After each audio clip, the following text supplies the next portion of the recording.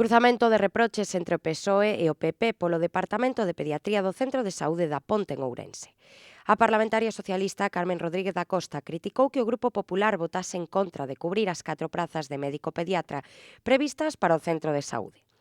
Pola súa banda, o PP cualifica de grave irresponsabilidade que o PSD gaminta ao dicir que os nenos da Ponte non son atendidos por profesionais da sanidade pública. Os socialistas sinalan que os nenos que acoden ao pediatra na Ponte teñen que esperar unha semana ou mesmo 15 días para recibir atención sanitaria. Critican tamén a situación do servizo de pediatría noutros puntos da provincia como Xinzo, O Barco ou Verín.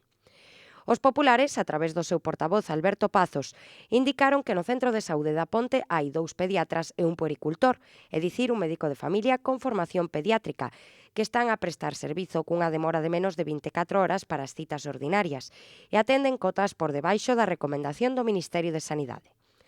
O Popular indicou que a actual situación débese á decisión dunha profesional de optar por tomar posesión doutra praza noutra área sanitaria, unha decisión persoal que merece todo o respeto.